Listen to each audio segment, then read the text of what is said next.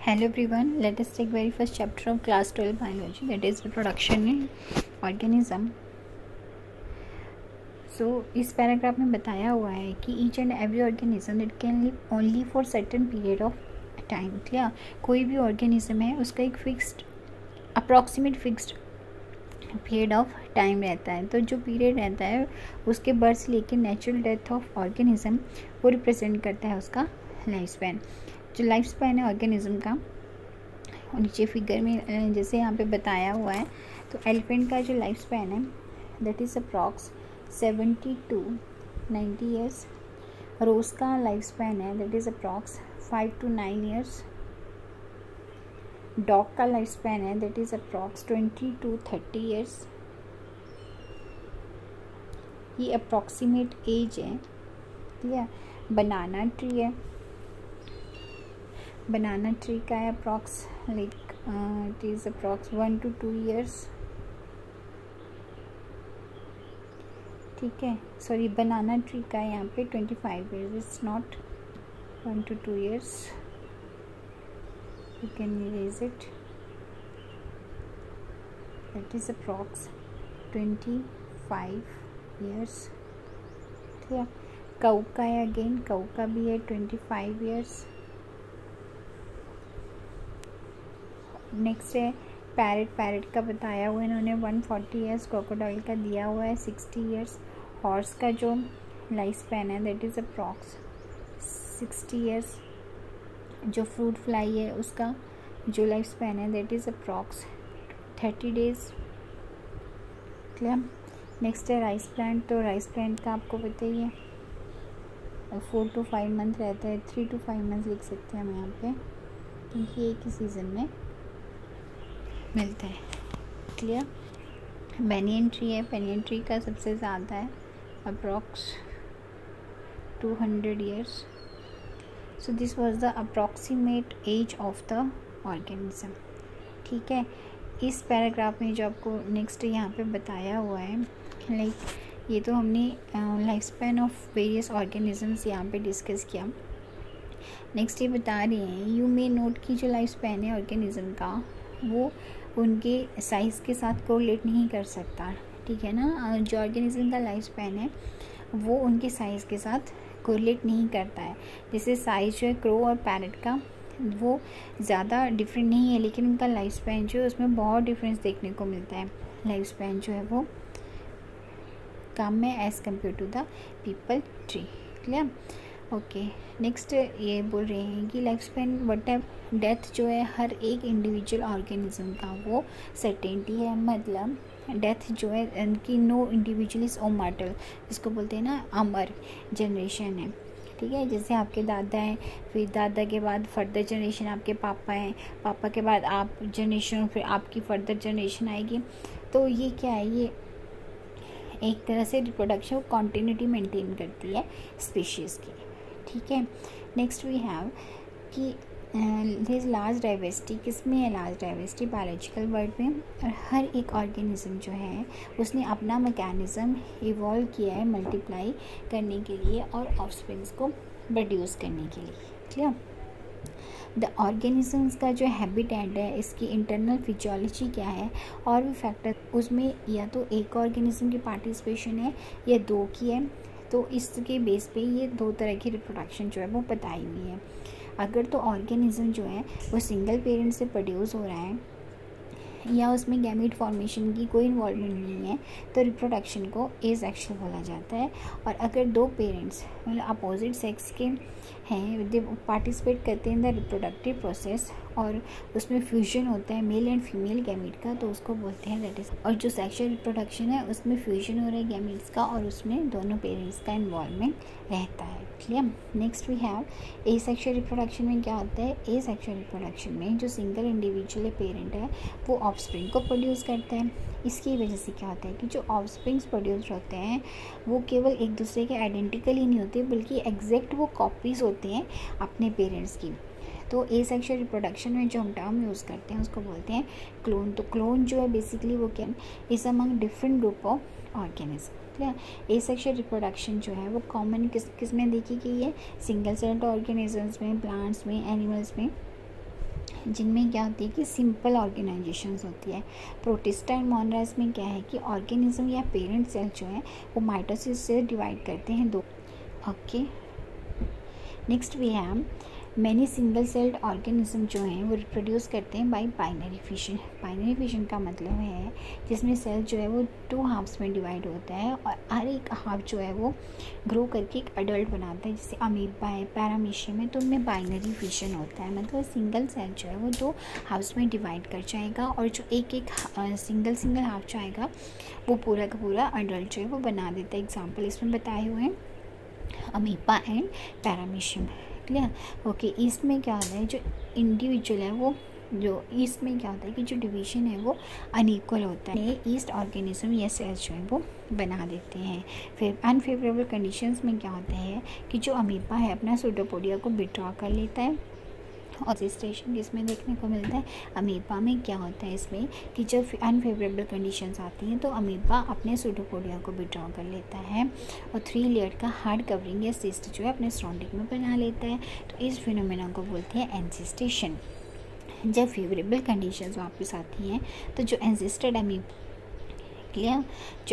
Amoeba है, जब favourable conditions आएंगी तो जो एंसिस्टेड अमीबा है वो मल्टीपल फिशन से डिवाइड करेगा और बहुत सारे माइन्यूट अमीबा या सूडोपोडियोस्पोर जो है वो उनका फॉर्मेशन करेगा। सिस्ट वॉल जो है वो बर्स्ट आउट होती है और स्पोर्स जो है वो लिबरेट हो जाते हैं the surrounding medium to grow up into many amoeba. तो इस फिनोमेना को बोलते हैं स्पोरुलेशन। तो एंसिस्टेशन अनफेवरेबल कंडीशन में है और जो स्पोरुलेशन है that is in the favourable condition. Okay, next चलिए चलते हैं।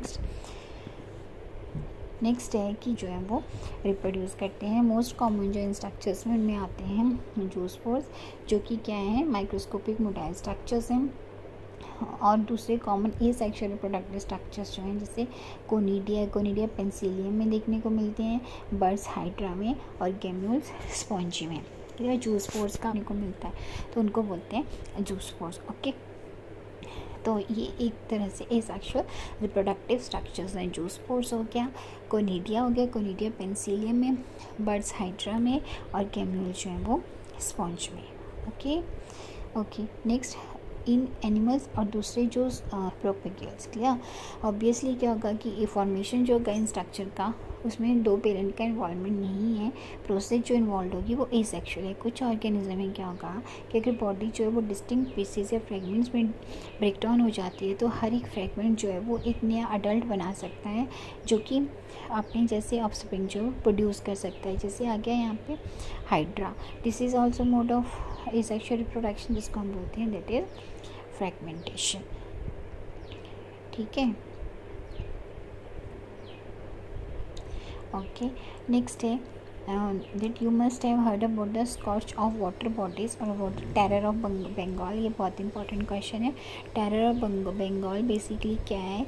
इट इज़ नथिंग बट जो एक्वेटिक प्लांट है वाटर हेसिनिन जो कि मोस्ट इन्वेसिव वीड्स है और that is found growing where there is standing water. जहाँ पे स्टैंडिंग वाटर होता है वहाँ पे ये जो एक्वेटिक प्लांट वाटर हेसिनिन है वो देखने को मिलती है। बेसिकली ये प्लांट क्या करता है, ये वाटर से ऑक्सीजन को विड्रॉ कर लेता है, उसकी वजह से फिश का डेथ हो जाता है। Clear? So it is interesting to note कि ये प्लांट जो है वो इंडिया में कब आया था because of its beautiful flowers and shape of leaves. ठीक है ना? प्लांट में ये प्लांट जो है वो इंडिया में क्यों इंट्रोड्यूस किया गया था? क्योंकि इसकी क्वालिटी थी it has beautiful flowers and it's due to its shape of leaves. Clear? Now since क्योंकि ये जो है ये प्रोपेगेट कर सकता है vegetatively at a phenomenal rate and spread कर सकता है पूरी वाटर बॉडी को very short period of time में, तो इससे छुटकारा पाना जो है ना वो बहुत मुश्किल है। क्लियर? नेक्स्ट बता रहे हैं कि प्लांट्स हैं लाइक पोटैटो, शुगर केन, बनाना, जिंजर, डेलिया कल्टिवेट करते हैं उनको। हाँ, तो बताइए ज़रा। Okay, so have you ever seen कि स्मॉल प्लांट्स जो हैं तो एमर्ज करते हैं फ्रॉम द बर्ड्स। जैसे आइस में पोटैटो में आपने देखा होगा कि इस तरह से छोटे छोटे बर्ड्स लगे होते हैं वहाँ पे, तो उसको बोलते हैं ice of the potato tuber. Okay, from the rhizomes of banana and the ginger. Clear? So when you carefully try to determine the site of origin of new plant in the plants listed above, you will notice that they invariably arise from the nodes. ठीक है ना, nodes क्या है, कहाँ पे present है nodes, which is present in the modified stem of these plant. जब nodes जो हैं वो damp soil के contact या water के contact में आएंगी तो roots बनाते हैं और नए plants का formation कर देते हैं. नेक्स्ट बता रहे हैं एडवेंटिशियस बर्ड्स जो हैं वो अराइज करते हैं फ्रॉम द नॉचेस, जो कि ब्रायोफाइलम के मार्जिन, ब्रायोफाइलम लीव्स के मार्जिन में प्रेजेंट होते हैं. ये एबिलिटी जो है that is fully exploited bye gardening farmers for a commercial propagation of such plants. लिए तो आई का आपको बता दिया, eyes of potato tuber and rhizomes of banana and these adventitious parts of bryophyllum. Clear? Next we have asexual reproduction, जो है वो common method है प्रोडक्शन का ऑर्गेनिज्म में, जिनका रिलेटिवली सिंपल ऑर्गेनाइजेशन होता है, जैसे एल्गी आ गया या फंजाई आ गया, या वो shift and that they shift to sexual method of reproduction just before the onset of adverse conditions. Clear? Asexual as well as sexual mode of reproduction जो है वो हायर प्लांट जो है वो दोनों ही शो करते हैं, एसेक्शुअल भी और सेक्शुअल भी. और जो only sexual mode of reproduction है वो सिर्फ एनिमल्स में. तो हम बोल सकते हैं कि प्लांट्स जो हैं वो दोनों तरह का रिप्रोडक्शन शो करते हैं, asexual as well as sexual mode of reproduction. और जो एनिमल्स हैं वो सिर्फ और सिर्फ सेक्शुअल मोड ऑफ रिप्रोडक्शन को ही शो करते हैं. ओके, जो सेक्शुअल रिप्रोडक्शन है उसमें बेसिकली क्या होता है, मेल और फीमेल गैमेट का फॉर्मेशन होता है, या तो वो इधर बाय द सेम इंडिविजुअल या फिर डिफरेंट इंडिविजुअल्स होते हैं of the opposite sex. Clear? तो एक गैमेट जो है डिफ्यूज़ करके क्या बनाते हैं, जाइगोट बनाते हैं, जो कि नए ऑर्गेनिज्म में डेवलप होता है. तो इलेबोरेट, कॉम्प्लेक्स और स्लो प्रोसेस है as compare to asexual reproduction. जब फ्यूजन होगा मेल एंड फीमेल गैमेट का, तो जो सेक्शुअल रिप्रोडक्शन है उससे क्या होगा, ऑफस्प्रिंग बनेंगे, जो कि क्या होंगे, एक दूसरे के आइडेंटिकल नहीं होंगे, या एक दूसरे के भी वो आइडेंटिकल नहीं होंगे. क्लियर? तो स्टडी ऑफ डाइवर्स ऑर्गेनिज्म जैसे प्लांट, एनिमल या fungi show that they differ so greatly in external morphology, internal structure and physiology when it comes to sexual mode of reproduction. Surprisingly they share a similar pattern. Okay, तो कौन कौन से features हैं, तो चलिए देख लेते हैं. जैसे ऑर्गेनिजम्स हैं, they have to reach certain stage of growth and maturity in their life before they can produce actually. That period of growth is called the juvenile phase. ठीक है, जितने भी ऑर्गेनिज्म हैं वो एक ग्रोथ और मेच्योरिटी का, अपनी लाइफ में ग्रोथ और मेच्योरिटी का एक सर्टेन स्टेज को वो अटेन करेंगे इससे पहले कि वो सेक्सुअली रिप्रोड्यूस करने के योग्य हो जाएँ. तो उस पीरियड ऑफ ग्रोथ को बोलते हैं जुवेनाइल फेज. इसको और वेजिटेटिव फेज बोलते हैं प्लांट्स में.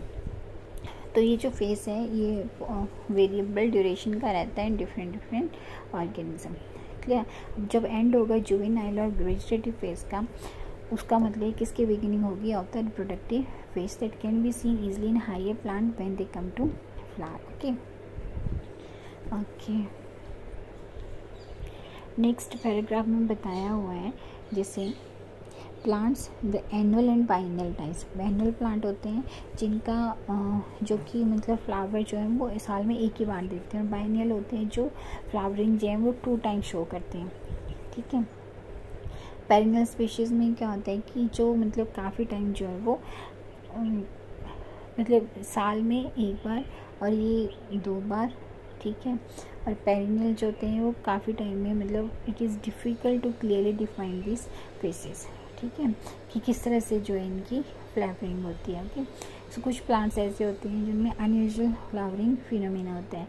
कुछ स्पीशीज़ जो हैं जैसे बैम्बू स्पीशीज़ होती हैं वो केवल लाइफ टाइम में एक ही बार जो है वो फ्लावर देते हैं.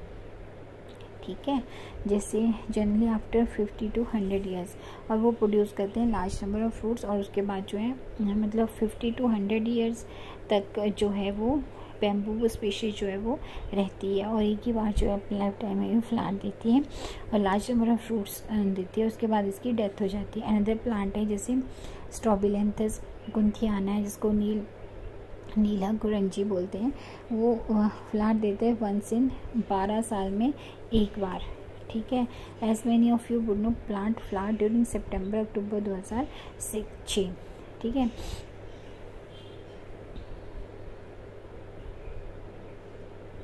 Okay, So its mass flowering transformed large tract of hilly area in Kerala, Karnataka and Tamil Nadu into blue stretches and attracted a large number of tourists. Animals में क्या होता है, juvenile phase जो है that is followed by morphological and physiological changes prior to active reproductive behavior. जो reproductive phase है that is also of variable duration in different organisms. अब जैसे हमारे पास एनिमल्स में for example birds, do they lay eggs all through the year, क्या वो सारा साल अंडे देते रहते हैं? नहीं, यही कोई सीजनल फिनोमेना है, ठीक है.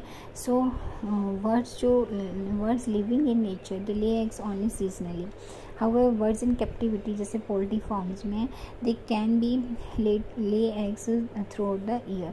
इन दिस केस लेइंग एग्स जो है that is not related to production, but ये कमर्शियल एक्सप्लॉयटेशन है ह्यूमन वेलफेयर के लिए. फीमेल जो है प्लेसेंटल मैमल्स के, वो क्या शो करते हैं, साइक्लिक चेंजेस शो करती हैं द एक्टिविटीज़ ऑफ ओवरी और एसेसरी डेक्ट में as well as hormones during the reproductive वैसे. जो नॉन प्राइमेट मैमल्स हैं जैसे काउज हैं, शीप, पैरट्स है, डियर, डॉग, टाइगर एक्सेट्रा, ये जो साइक्लिक चेंजेस हैं ड्यूरिंग रिप्रोडक्शन इनको बोला जाता है they are it is known as oestrous cycle. और प्राइमेट्स में जैसे मंकी, एप्स या ह्यूमन है, इस साइकिल को बोला जाता है मेंस्ट्रुअल साइकिल. तो मैनी मैमल्स जो है स्पेशली जो कि नेचुरल वाइल्ड कंडीशंस में रह रहे हैं वो साइकिल शो करते हैं during only favourable seasons in the reproductive face, इसलिए उनको बोला जाता है सीजनल ब्रीडर्स. कुछ मैमल्स ऐसे होते हैं जो कि सारा साल ही many other they are reproductively active throughout the reproductive phase and hence are called continuous breeder. जो अपने रिप्रोडक्टिव फेज में कॉन्टीन्यूटी में वो जो है वो मतलब कभी भी वो रिप्रोड्यूस कर सकते हैं अपने रिप्रोडक्टिव फेज पे, उनको बोला जाता है continuous breeders. That we all grow old if we live long enough is something that we recognize. Okay, the end of reproductive phase show that can be considered as one of the parameter of senescence or old age. Clear, जैसे reproductive phase की ending होगी तो हम बोल सकते हैं कि senescence जो है वो कि सीनेसेंस या ओल्ड एजिंग का जो बेसिकली उसको पैरामीटर उसका स्टार्ट हो गया. क्लियर. अब नेक्स्ट आता है कि यहाँ पे कंकमिटेंट चेंजेस होते हैं बॉडी में, जैसे मेटाबॉलिज्म का स्लो हो रहा है during the last phase of life span. Old age ultimate old age के बाद ऑब्वियसली क्या होगा, there will be death. Clear. Next बोल रहे हैं हम कि प्लांट और एनिमल्स में क्या होता है, हार्मोन जो है वो रिस्पॉन्सिबल होते हैं ट्रांजिशन के लिए between the three phase. Interaction जो होती है बिटवीन हार्मोन और सर्टेन एनवायरमेंटल फैक्टर वो रेगुलेट करती है रिप्रोडक्टिव प्रोसेस को और एसोसिएटेड बिहेवियरल एक्सप्रेशन जो होता है ऑर्गेनिज्म का. क्लियर. सो नेक्स्ट आता है हमारे पास what are the events in sexual reproduction. जैसे ही मेच्योरिटी का अटेनमेंट होता है सेक्सुअल रिप्रोडक्टिव ऑर्गेनिज्म में क्या होता है, वेरियस इवेंट्स और प्रोसेसेस देखने को मिलते हैं जिनकी रिमार्केबल फंडामेंटल सिमिलैरिटी होती है. हालांकि उनके स्ट्रक्चर जो उनके सेक्सुअल प्रोडक्शन से अटैच्ड होते हैं, एसोसिएटेड होते हैं, वो क्वाइट डिफरेंट होते हैं. जो इवेंट्स हैं सेक्सुअल प्रोडक्शन के दो इलेबोरेट एंड कॉम्प्लेक्स, वो रेगुलर सीक्वेंस को फॉलो करते हैं. सेक्सुअल प्रोडक्शन को कैरेक्टराइज कैसे कर सकते हैं, फ्यूजन और फर्टिलाइजेशन होगा मेल और फीमेल गैमीट का, फॉर्मेशन होगा जाइगोट का और फिर एम्ब्रियोजेनेसिस होगा. फॉर कन्वीनियंस ये जो सेक्सुअल इवेंट्स हैं इनको 3 डिस्टिंक्ट स्टेजेस में डिवाइड किया हुआ है, pre fertilization, fertilization and post fertilization. जो प्री फर्टिलाइजेशन है उसमें क्या आते हैं, सारे इवेंट्स आते हैं सेक्सुअल रिप्रोडक्शन के prior to the fusion of gametes. Clear. जो 2 मेन प्री फर्टिलाइजेशन इवेंट्स हैं उनमें गैमेटोजेनेसिस एंड गैमीट ट्रांसफर. जो गैमेटोजेनेसिस है उसमें बेसिकली क्या होता है, प्रोसेस होती है formation of 2 type of gamete का, मेल एंड फीमेल. जो गैमीट्स होते हैं वो हैप्लॉइड सेल्स होते हैं. इसमें कुछ एग्जांपल दिए हैं, जैसे फर्स्ट जो है that is isogamete of Cladophora. Iso मतलब होता है similar. Heterogamete of Fucus algae है, उसका हेट्रोगैमीट्स डिफरेंट गैमीट्स बताए हुए हैं. Heterogamete of Homo sapiens, Homo human being का ये स्पर्म है और ये ओवम है. Clear. It's some algae what happen the 2 gamete जो होते हैं वो सिमिलर अपीयरेंस होती है, मतलब उनको कैटेगराइज नहीं कर सकते आप मेल एंड फीमेल गैमीट में, तो उसको बोलते हैं होमोगैमीट, आइसोगैमीट. कुछ majority of sexual reproducing organism में क्या होता है कि जो गैमीट प्रोड्यूस होते हैं वो मॉर्फोलॉजिकली डिस्टिंक्ट टाइप के होते हैं, जैसे हेट्रोगैमीट आ गया. इन ऑर्गेनिज्म में क्या होता है, जो मेल गैमीट है उसको एंथ्रोसाइट या स्पर्म बोलते हैं, और जो फीमेल गैमीट है उसको एग या ओवम बोला जाता है। सेक्सुअलिटी इन ऑर्गेनिज्म की अगर हम बात करें तो सेक्सुअल रिप्रोडक्शन जो है ऑर्गेनिज्म में जनरली उसमें क्या होता है, फ्यूजन होता है गैमीट का फ्रॉम डिफरेंट इंडिविजुअल। पर ये प्लांट्स जो है उनमें क्या होता है, मेल और फीमेल प्रोडक्टिव स्ट्रक्चर्स दोनों होते हैं सेम प्लांट में, मतलब बाइसेक्शुअल है। ये डिफरेंट प्लांट में मतलब यूनिसेक्शुअल है। सेवरल फंजाई प्लांट में क्या होता है, टर्म जैसे होमोथैलिक या मोनोशियस उनको यूज़ करते हैं बाइसेक्सुअल कंडीशन के लिए। हेटेरोथैलिक और डाइशियस जो है वो यूज़ करते हैं यूनिसेक्सुअल कंडीशन के लिए। In flowering plant unisexual male flower को स्टेमिनेट बोलते हैं, जिसमें स्टेमन्स होते हैं, और फीमेल को बोलते हैं दैट इज पिस्टिलेट और बेयरिंग पिस्टल्स। क्लियर। कुछ फ्लावरिंग प्लांट में क्या होता है, both male and female flower जो है वो सेम इंडिविजुअल पे प्रेजेंट हो सकते हैं, मतलब मोनोशियस मतलब बाइसेक्सुअल, और सेपरेट इंडिविजुअल में मतलब डाइशियस मतलब यूनिसेक्सुअल। कुछ एग्जांपल जो है मोनोशियस प्लांट्स के उनमें कोकोबिट एंड कोकोनट, और डाइशियस प्लांट्स के हैं जैसे papaya and date palm. Monoecious का मतलब क्या बताया आपको, बाइसेक्सुअल, और डाइशियस का मतलब है यूनिसेक्सुअल। तो पपाया और डेट पाम जो है वो यूनिसेक्सुअल है, और कुकुरबिट और कोकोनट जो है वो बाइसेक्सुअल है। क्लियर। एनिमल्स की अगर मैं यहाँ पे बात करें इंडिविजुअल्स, ओके, सो इसमें देख लेते हैं अभी हम कि एनिमल्स में या तो यूनिसेक्सुअल होते हैं या बाइसेक्सुअल होते हैं। क्लियर। अब जैसे टेपवर्म है, लीच है, तो ये बाइसेक्सुअल एनिमल्स हैं, मतलब उनमें मेल और फीमेल रिप्रोडक्टिव ऑर्गन्स दोनों प्रेजेंट होते हैं, तो उनको हम बोलते हैं हर्मैफ्रोडाइट। कॉकरोच जो है वो यूनिसेक्सुअल स्पीशीज़ है, cockroach is unisexual species. Clear. Next आता है हमारे पास cell division during gamete formation. तो गैमीट जो होते हैं, जितने भी हेटेरोगैमेटिक स्पीशीज़ होते हैं उनमें दो तरह के होते हैं, मेल एंड फीमेल। गैमीट जो होते हैं हैप्लॉइड होते हैं, और जो पेरेंट प्लांट बॉडी होती है जिससे वो गैमीट बन रहे हैं वो या तो हैप्लॉइड होगी या तो डिप्लॉइड होगी। जो हैप्लॉइड पेरेंट है वो गैमीट प्रोड्यूस करते हैं माइटोटिक डिवीजन से। Clear. Next we have several organism भी हैं, जैसे monera, fungi, algae and bryophyta, उनके हैप्लॉइड प्लांट बॉडी होती है। बल्कि ऑर्गेनिज्म जो कि टेरिडोफाइट और जिम्नोस्पर्म, एंजियोस्पर्म और मोस्ट ऑफ द एनिमल जिसमें ह्यूमन बीइंग भी आता है, तो उसमें पेरेंटल बॉडी जो होती है वो डिप्लॉइड होती है। तो देख लीजिए मोनरा, फंजाई, एल्गी और bryophyte, they have haploid plant body, और ऑर्गेनिज्म जो कि टेरिडोफाइट, जिम्नोस्पर्म, एंजियोस्पर्म को बिलोंग करते हैं, उनकी जो प्लांट बॉडी है दैट इज़, और ह्यूमन बीइंग है उनकी जो पेरेंटल प्लांट बॉडी है वो डिप्लॉइड है। सो ऑब्वियस कि मियोसिस रिडक्शन डिवीजन जो है वो डिप्लॉइड बॉडी में होगा, and that has to produce the haploid gamete. Clear. अब इसमें बाइसेक्सुअल एनिमल्स के बारे में बताया हुआ है। Earthworm bisexual animal, unisexual animal cockroach, monoecious plant. Monoecious का मतलब बताइए ज़रा क्या बताया, बाइसेक्सुअल। डायोशियस मतलब यूनिसेक्सुअल, दैट इज़ मर्केशिया। Bisexual plant that is sweet potato. तो ये जो है वो एग्जाम्पल यहाँ पे बताया हुआ है।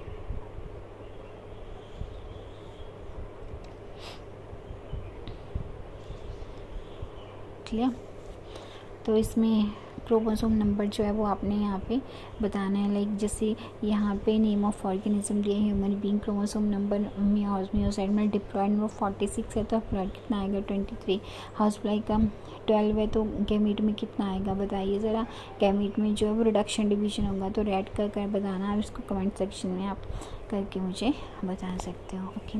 डिप्लॉइड ऑर्गेनिज्म में क्या होता है कि जो स्पेशलाइज्ड सेल्स हैं जैसे उनको बोलते हैं मियोसाइट्स, मतलब गैमीट मदर सेल में क्या होता है कि मियोसिस होती है, और जब मियोसिस ख़त्म होने वाली होती है केवल एक सेट ऑफ क्रोमोसोम ही है जो कि हर एक गैमीट में है वो एंट्री करेगा। क्लियर। गैमीट ट्रांसफर की अगर हम बात करें, जब उनका फॉर्मेशन हो जाता है तो मेल और फीमेल गैमीट जो है वो they must be physically brought together कि उसकी वजह से उनका फ्यूजन हो सके, फर्टिलाइजेशन हो सके। क्लियर। मेजॉरिटी ऑफ ऑर्गेनिज्म में क्या होता है, मेल गैमीट मोटाइल होता है, फीमेल गैमीट जो है वो स्टेशनरी होती है, स्टेशनरी होता है, वो मोटाइल नहीं होता। एक्सेप्शंस होते हैं, कुछ फंजाई, एल्गी है जिसमें दोनों टाइप के गैमीट जो हैं वो मोटाइल होते हैं। नेक्स्ट आता है कि एक मीडियम की ज़रूरत होती है जिससे मेल गैमीट जो है वो मूव कर सके। सेवरल सिंपल प्लांट जैसे एल्गी, ब्रायोफाइट एंड टेरिडोफाइट में क्या होता है, वाटर जो है मीडियम है जिसके थ्रू गैमेट जो ट्रांसफ़र हो सकते हैं। Large number of male gamete हुआ वो पहुंच नहीं पाते फीमेल गैमेट तक, तो इस लॉस को कंपनसेट करने के लिए number of male gamete produce is several thousand times the number of female gamete produce. में मेल गैमेट का नंबर जो है वो ज़्यादा होता है as compare to female gamete. Clear. Seed plant में क्या होता है, पोलन ग्रेन जो है वो कैरियर होते हैं मेल गैमेट के, and ovule have the pollen grains produced in anther, उनको ट्रांसफ़र करना होता है स्टिग्मा तक, इससे पहले improve can lead to fertilization. Bisexual में क्या होता है, सेल्फ फर्टिलाइजिंग प्लांट है जैसे पीज है। Transfer of pollen grain to the stigma relatively easiest. Anther के स्टिग्मा जो होते हैं वो एक दूसरे के क्लोज ही होते हैं। बाइसेक्सुअल में ज़्यादा मतलब उनमें ट्रांसफ़र का जो उसमें ज़्यादा डिफ़िकल्टी नहीं आती है। बाइसेक्सुअल मतलब जिसमें दोनों सेक्सेस प्रेजेंट है, सेल्फ फर्टिलाइजिंग प्लांट्स हैं। तो एग्जांपल जो है वो आपने लर्न करने हैं। Pollen grain soon after they are shed they come in contact with the stigma. Cross pollination में क्या होता है, जैसे डैशेस मतलब यूनिसेक्सुअल प्लांट्स में क्या होता है, स्पेशलाइज्ड इवेंट जिसको बोलते हैं पॉलिनेशन, वो होता है और वो फैसिलिटेट करता है transfer of pollen grain to the stigma. Pollen grain जो है वो स्टिग्मा पे जर्मिनेट करेंगे और पोलन ट्यूब जो है वो मेल गैमेट को कैरी करेगा, ओव्यूल तक पहुंचेगा और अपना मेल गैमेट जो है वो एग के पास में छोड़ देगा। डाइशियस एनिमल्स में क्या होता है, क्योंकि मेल और फीमेल गैमेट जो है वो डिफरेंट इंडिविजुअल्स में होते हैं, तो ऑर्गेनिज्म जो है उसको एक स्पेशल मैकेनिज्म इवॉल्व करना होता है गैमेट ट्रांसफ़र के लिए। सक्सेसफुल ट्रांसफ़र और गैमेट के को एक दूसरे के कांटेक्ट में लेके आना सो एक क्रिटिकल इवेंट है इन सेक्सुअल रिप्रोडक्शन। ठीक है। नेक्स्ट भी है फर्टिलाइजेशन। फर्टिलाइजेशन में देखिए जो मोस्ट वाइटल इवेंट है सेक्सुअल रिप्रोडक्शन का, वो फ्यूजन ऑफ गैमेट है और इस प्रोसेस को बोलते हैं सिनगेमी, जिसकी वजह से क्या होता है, डिप्लॉयड ज़ाइगोट का फॉर्मेशन होता है। जो फर्टिलाइजेशन है उसको भी यूज़ कर सकते हैं इस प्रोसेस के लिए। सिनगेमी या फर्टिलाइजेशन जो है वो फ्रिक्वेंटली यूज होते हैं interchangeably. Okay, now it has to be mentioned here कुछ ऑर्गेनिज्म है जैसे रोटिफर है, हनी बी है और लिजर्ड और वर्ड्स हैं जैसे टर्क हैं, तो फीमेल गैमेट है उसमें दैट अंडरगो डेवलपमेंट, वो नई ऑर्गेनिज्म बनाएगी विदाउट फर्टिलाइजेशन और इस फेनोमेना को बोला जाता है parthenogenesis. Rotifer, honey bee and some lizard. Rotifer, honey bee, lizard, एक वर्ड्स एक टर्क। Okay, so where does syngamy occur, most aquatic organisms में क्या होता है, जैसे मेजोरिटी ऑफ एल्गी आ गए, फिश आ गए, एम्फीबियन आ गए। सिनगेमी जो है वो एक्सटर्नल मीडियम में होते हैं, water outside the body of the organism. इस तरह का जो गैमेटिक फ्यूजन होता है उसको एक्सटर्नल फर्टिलाइजेशन बोलते हैं। ऑर्गेनिज्म जो एक्सटर्नल फर्टिलाइजेशन शो करते हैं उनमें ग्रेट सिंक्रोनी देखने को मिलती है बिटवीन द सेक्सेस। सिंक्रोनी का मतलब होता है कि सेम एज के होते हैं वो, and release large number of gamete into the surrounding medium in order to enhance the chances of syngamy. This happen in the bony fish case में होता है ये, bony fish में एंड frog में, जहाँ पे क्या होता है large number of offspring जो है वो प्रोड्यूस होते हैं। मेजर डिसएडवांटेज इसका क्या है कि जो ऑफस्प्रिंग्स हैं वो एक्सट्रीमली वल्नरेबल होते हैं प्रीडेटर्स के, threatening their survival up to adulthood. ठीक है, ओके। कुछ टेरेस्ट्रियल ऑर्गेनिज्म में क्या होता है, जैसे फंजाई है, हायर एनिमल जैसे reptile, birds and mammals, and majority of plant like bryophyte, pteridophytes, angiosperm में क्या होता है, सिनगेमी होती है inside the body of the organism. तो उस प्रोसेस को बोलते हैं इंटरनल फर्टिलाइजेशन, क्योंकि वो बॉडी के अंदर हो रहे हैं। सो इन ऑल दिस ऑर्गेनिज्म में क्या होता है, एग जो है वो फीमेल बॉडी के अंदर बनता है जहाँ पे वो मेल गैमेट से फ्यूज़ कर जाता है। उस ऑर्गेनिज्म में जिनमें इंटरनल फर्टिलाइजेशन होता है मेल गैमेट मोटाइल होता है and it has to reach the egg in order to fuse with it. इन सब में क्या होता है, नंबर जो स्पर्म का वो बहुत ज़्यादा होता है, इसलिए रिडक्शन होती है the number of eggs produced. Significant reduction होते हैं द नंबर ऑफ एग्स जो प्रोड्यूस। सीड प्लांट में क्या होता है, जो नॉन मोटाइल मेल गैमेट जो होते हैं they carried to female gamete by pollen tube. Seed plant की यहाँ पे ये बात कर रहा है। तो अभी अगर हम पोस्ट फर्टिलाइजेशन इवेंट्स की बात करें तो पोस्ट फर्टिलाइजेशन का मतलब है कि सेक्सुअल रिप्रोडक्शन में इवेंट जिनमें जो कब शुरू होते हैं after the formation of the zygote, तो उनको बोलते हैं पोस्ट फर्टिलाइजेशन इवेंट्स। इसमें आते हैं जैसे जाइगोट का फॉर्मेशन, ये बोल रहे हैं कि जब डिप्लॉयड जाइगोट का फॉर्मेशन होता है वो यूनिवर्सल है जितने भी सेक्सुअल रिप्रोड्यूसिंग ऑर्गेनिज्म हैं उन ऑर्गेनिज्म में जिनमें एक्सटर्नल फर्टिलाइजेशन होता है। जाइगोट जब बनता है एक्सटर्नल मीडियम में जैसे वाटर आ गया, और जबकि वो जिनमें इंटरनल फर्टिलाइजेशन जो है होती है उनमें जाइगोट जो बॉडी के अंदर बनता है। फर्दर डेवलपमेंट जो है जाइगोट को डिपेंड करता है लाइफ ऑर्गेनिज्म के लाइफ साइकिल पे, और जो इन्वायरमेंट जो उसको जिसमें वो एक्सपोज हो रहा है उन ऑर्गेनिज्म में जो कि फंजाई और एल्गी को बिलोंग करते हैं। जाइगोट जो है वो डेवलप करता है थिक वॉल जो कि रेजिस्टेंस है डेसिकेशन और डैमेज के। उसके बाद ये क्या करता है कि it undergo period of rest before germination.